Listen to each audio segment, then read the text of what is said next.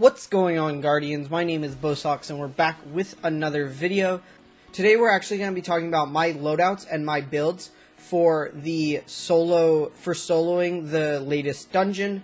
The Prophecy dungeon came out with Season of Arrivals, and currently it's going to go away this fall. So if you're trying to either solo it for the Ghost, or if you're trying to solo flawless it for the Ghost, the Sparrow, the Emblem, and everything, you're going to want to get on that before the beginning of November when the new DLC launches. So today I'm going to give you some of my tips and stuff that I used in order to make it through the dungeon solo, which I just recently accomplished.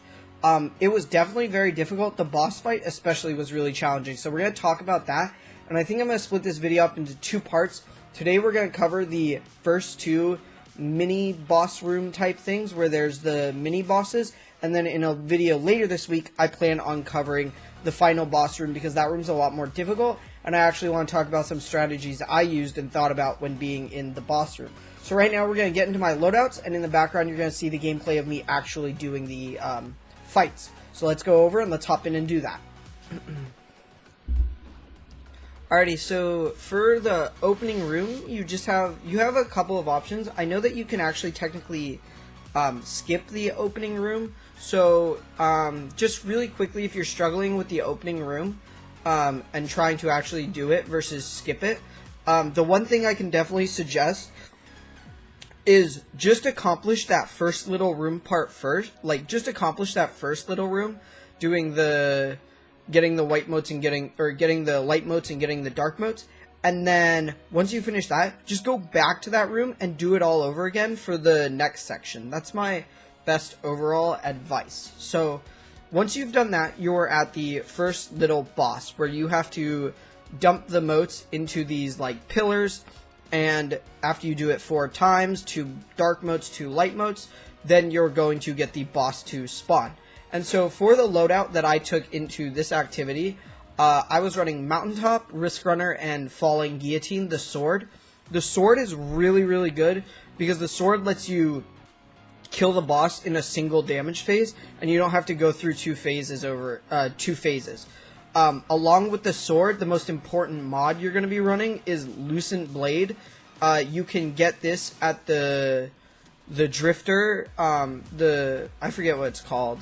The thing by the Drifter for the new season. This is a new mod for the season, and basically it charges your sword big swing faster, and when you deal damage with your sword, you get bonus damage for 5 seconds.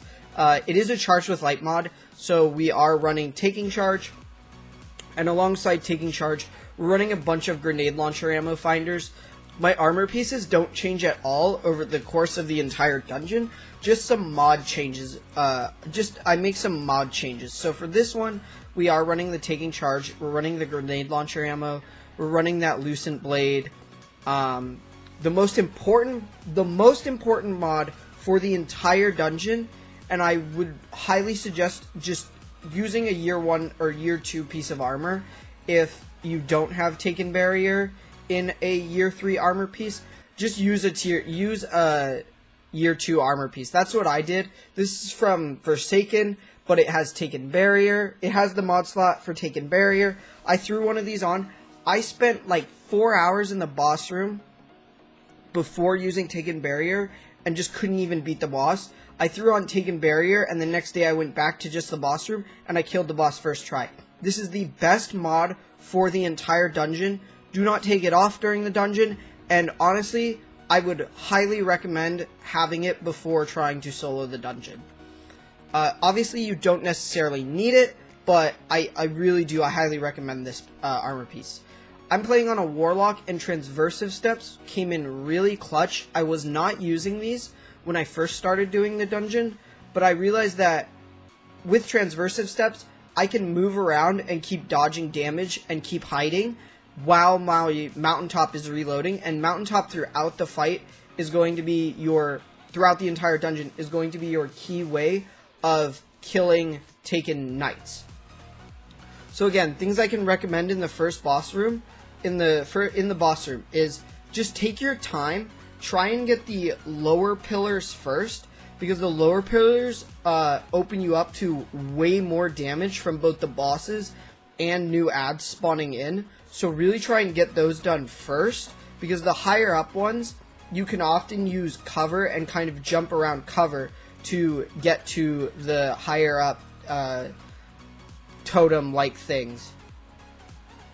Also, I highly recommend Risk Runner for slaying Scions, because a lot of the stuff does arc damage, and you're going to proc the arc superconductor and the arc conductor, which gives you a lot of damage resistance combined with Taken Barrier. You can survive a lot of damage with these two combinations, so I highly recommend Risk Runner being your primary for both the first two encounters. These two weapons, basically, you keep these two weapons until you're done with the first two difficult encounters of the dungeon, because this gun provides you so much tank, and this weapon does a ton of damage to the Taken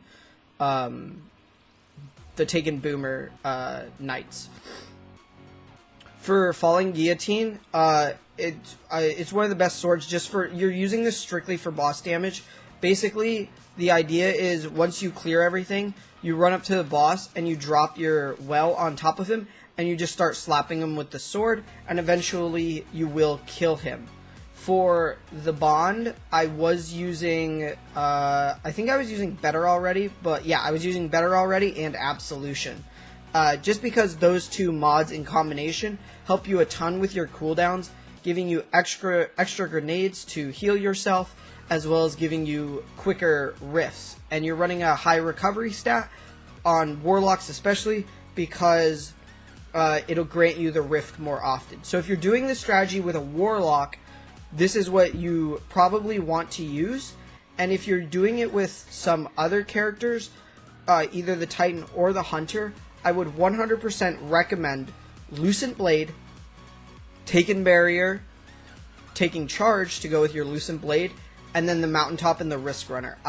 For your stats, your stat distribution could be very different, because I'm not sure how you would want to use your supers in comparison to a Warlock, because for a Warlock, you basically hold your well the entire encounter until you fight the actual boss when he's able to be damaged, simply because you have already a ton of heals with your grenade.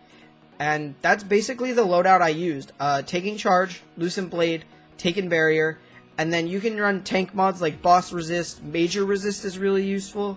Another resist mod I would highly recommend on Bonds is Concussive Dampener, because that reduces incoming area of effect damage, and so the flames that the boomers put out does way less damage to you. So I can recommend all of those things throughout the entire dungeon.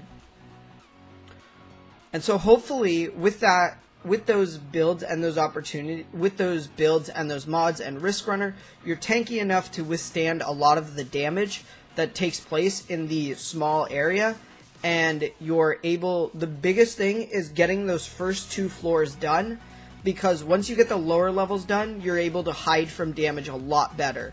Remember, after you clear those two first floors, remember to go patiently and take your time with it. This is something you're trying to accomplish, and you can definitely do it. So I would highly recommend, once you get those two first floors done, take your time, be patient. It's really easy to get overwhelmed by ads, but just take your time. Know that your Mountaintop and your Risk Runner are really good at clearing Scions, and your Mountaintop is really good at taking out those boomers. It takes 2 shots with the Mountaintop to kill the boomers if you're above 1050. So remember, just once you get those 2 first floors, it's all about getting those 2 first floors, and then the actual boss killing is very easy. Just make sure you drop your well kind of right on top of him, and just swing at him with your Falling Guillotine. You definitely can do this. And so, yeah, that's my tips for that encounter. So I'm going to change my little build around here, and then we're going to hop into the next encounter. Alrighty, so we're back. The major change that we're doing to the build is we are no longer on Well of Radiance. We are going to play Devour Warlock. The reason we're playing Voidwalker is because there's a lot of ads that spawn in each of the rooms while you're building the cube to get to the bosses. And we're going to be using Risk Runner, and there's a lot of ads, but they're Acolytes, Scions, and the eyes that the Acolytes spawn, but they all do arc damage. So Risk Runner, once again, is really perfect for this. Risk Runner plus that Taken Barrier, this combination is really, really good for, once again, tanking damage, and Risk Runner makes it so you don't have to reload very often because you're always taking arc damage, and so you're clearing ads really fast, and so your Devour is always constantly healing you after every kill and regenning that grenade energy really fast because Devour also regens grenade energy. Some mod changes we made to the build include Lucent Blade we're no longer using because we're using a machine gun, because I did find that if I was using Mountaintop a lot on the Hobgoblins and the Snipers, that I was oftentimes reloading it when I really wanted to be doing damage to a taken Boomer, as well as the machine gun. Any machine gun does. I think I actually used Delirium for the fight, but the machine gun's also a great way of taking out a Boomer really fast. So I highly recommend a machine gun in this category. So we're going to drop Lucent Blade, and we're going to pick up High Energy Fire. And the reason we're going to pick up High Energy Fire is that it just gives us that little bonus damage that we were otherwise not going to be using from our Taking Charge. It's nothing major, but it can give you a little bonus damage, killing Boomers a little bit quicker, and killing Snipers a lot faster. Once again, we're going to be using Transversive Steps because we're going to be constantly moving and avoiding damage. We want to be able to, we want to just get that nice reload. Even though we're using a Void subclass, I kept Better Already and Absolution. It's just another way to get heals, and Oppressive Darkness really isn't that needed because you're constantly eating your grenade with Devour. Again, Taken Barrier, Major Resist. I think you can drop any boss resist you were using in the previous room and just pick up a Major Resist instead. And now for tips while you're in the room. So the major tip that I can give you is immediately figuring out where Toland is and then setting up in a safe space where you can also easily when you pick up all 5 motes, you can easily get those motes to the totem that Toland is standing at. I don't know, there were so many times the first time I did this without taking barrier and stuff, so many times where I died because I was carrying the motes across the map to the totem and I got double sniped or something. And it's gonna happen and it's gonna be frustrating. So the one major key thing I can tell you is that when you're doing that, when you spawn into a new room, find Toland immediately, figure out what type of mote you need, light or dark, and then find a good place to set up where you aren't going to get sniped a whole ton, and you're going to be able to quickly gather the motes and get the motes to Toland fast, so you're not in that awkward stage where you're basically going to have to face tank a lot of damage without being able to kill anything because you're carrying the little triangle. As you play and get better and better at it, you're going to progress further and further in the rooms and eventually get to the boss room. The boss room is incredibly easy as long as you're patient. If you try and be over aggressive, you could get caught out in the middle of nowhere where you're going to take a lot of damage from ads that spawn, or you could get hit by a lot of Axion darts. So the best advice I can give you for the boss room is you've done all the difficult parts. Now you're in the boss room, and all you have to deal with is some ads spawning and the boss that throws an occasional Axion dart at you. In this room, firing your Mountaintop at one of the bosses, trying to kill one of the bosses quickly isn't the worst strategy, because then you only have to worry about one and the ads, and then in those rooms you can really abuse Devour very effectively. But yeah, so those are my tips. 100% just keep playing it, keep trying it. You'll definitely get better at it. Taken Barrier is one of the best mods for this dungeon. It's almost necessary, especially when you get to the boss room.